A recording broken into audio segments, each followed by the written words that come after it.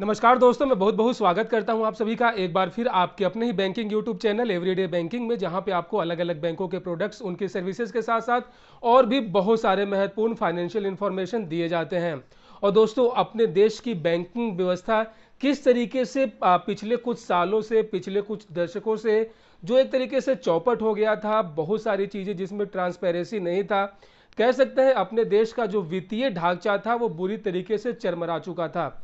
बहुत सारे ऐसे पब्लिक सेक्टर बैंक थे जो कि भारी घाटे में चल रहे थे, हैवी एनपीए था। यहाँ तक कि भारत सरकार को जो है बहुत सारे ऐसे छोटे छोटे बैंक जो कि उतना अच्छा परफॉर्म नहीं कर पा रहे थे, उन सभी बैंकों को घाटे से उबारने के लिए उनको किसी बड़े बैंकों के अंदर मर्ज किया गया था। दोस्तों, हाल में ही हमने देखा कि किस तरीके से बहुत सारे ऐसे बैंक जो कि लगातार उतना अच्छा परफॉर्म नहीं कर रहे थे, उन सभी को किसी दूसरे बड़े बैंक के साथ, जैसे कि इलाहाबाद बैंक को इंडियन बैंक के अंदर, आंध्रा बैंक को कॉरपोरेशन बैंक को यूनियन बैंक ऑफ इंडिया के अंदर, ओरिएंटल बैंक के साथ साथ यूनाइटेड बैंक को जो है पंजाब नेशनल बैंक में, ऐसे बहुत सारे मर्ज हुए हैं। जिस तरीके से हमारा सिंडिकेट बैंक जो है केनरा बैंक के अंदर मर्ज हुआ।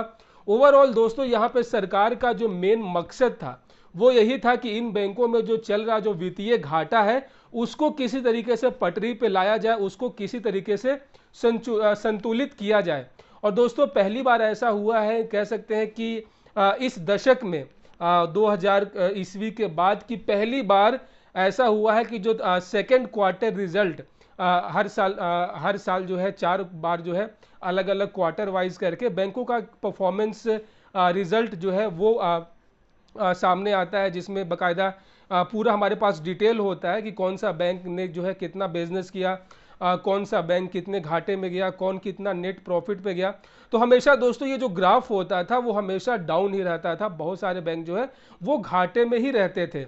लेकिन दोस्तों, इस बार का जो हमारा दूसरे क्वार्टर का जो रिजल्ट है ये अपने आप में काफ़ी ज़्यादा चौंकाने वाला है, अपने आप में काफ़ी ज़्यादा जो है एक तरीके से हम सभी भारतीय के लिए गर्व का विषय है कि पहली बार जो है यहाँ पे जो रिपोर्ट आया है, अगर आप इस रिपोर्ट को देखेंगे, पब्लिक बैंक का जो क्वार्टर वन जून 2021 का जो रिजल्ट है ये बिल्कुल 100% नेट प्रॉफिट में गया है।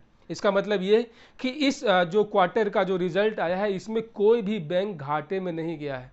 ये बहुत बड़ा अचीवमेंट है और इसका जो सारा जो क्रेडिट है वो ऑफकोर्स भारत सरकार को, फाइनेंस मिनिस्ट्री को, और साथ ही साथ इन बैंकों का जो भी अपना एक मैनेजमेंट है, इन बैंकों के जो स्टाफ हैं, जो एम्प्लॉई हैं, हर एक ऊपर से नीचे तक का जितने भी एक इनका जो मैनेजमेंट लेवल का जो जो कह सकते हैं मेंबर्स हैं, वो सभी इनके जो क्रेडिट इनको मिलना चाहिए। और दोस्तों, यहाँ पे जो अगर मैं पूरा आपको डिटेल बताऊं तो ऑल जो 12 का 12 पब्लिक बैंक है दोस्तों, यहाँ पे मैं आपको फिर से अंडरलाइन करके बता रहा हूँ, जितने ऑल टू ऑल 12 के 12 जितने भी पब्लिक सेक्टर के बैंक हैं वो सभी प्रॉफिट में गए हैं। जो सबसे पहला जो है और सबसे बड़ा जो हैवी प्रॉफिट में गया है वो ऑफ कोर्स इसमें no doubt State Bank of India, SBI, जो कि यहाँ पे 6504 करोड़ का जो है उसको प्रॉफिट हुआ है, अब बिग थम्स अप। उसके बाद दोस्तों, यहाँ पे जो दूसरा बैंक जो कि जो प्रॉफिट मार्जिन जिसका सेकंड नंबर पे है, जो रैंक है, वो है बैंक ऑफ बड़ौदा का, जो इसने हाल में ही केनरा बैंक और विजया बैंक और देना बैंक को अपने अंदर मर्ज किया था। इस बैंक का जो नेट प्रॉफिट है दोस्तों वो 1208 करोड़ रुपए है। उसके बाद दोस्तों, यहाँ पे तीसरे नंबर का हमारा जो बैंक है वो केनरा बैंक है और इसका जो शुद्ध लाभ है, जो नेट प्रॉफिट है, वो 1177 करोड़ है।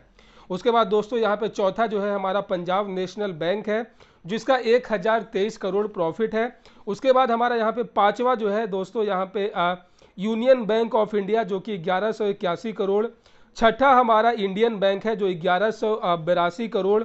उसके बाद दोस्तों, सातवां जो है हमारा बैंक ऑफ इंडिया है, 720 करोड़। आठवां जो हमारा बैंक है जिसको अभी हाल में ही प्राइवेटाइज करने की बात चल रही थी, वो है दोस्तों इंडियन ओवरसीज बैंक, जो कि 327 करोड़। उसके बाद दोस्तों, यहाँ पे नौवा जो बैंक है बैंक ऑफ महाराष्ट्र, ये जो है 208 करोड़ का प्रॉफिट कमाया है।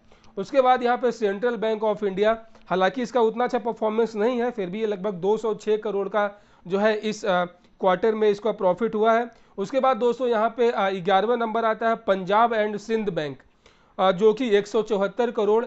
और जो सबसे लास्ट यहाँ पे आया है वो है यूको बैंक, जो कि 102 करोड़ का प्रॉफिट जो है इस क्वार्टर में, जून मंथ में जिसको है वो हुआ है। तो दोस्तों ये जो है पूरा जो एक रिजल्ट है वो काफ़ी संतोषजनक है, और जिस तरीके से स्थितियां सुधर रही हैं अपने देश में बैंकों की, ये जो है काफ़ी अच्छी बात है, काफ़ी शुभ संकेत है हमारे देश के इकोनॉमी के लिए, हमारे देश का एक फाइनेंशियल स्ट्रक्चर के लिए।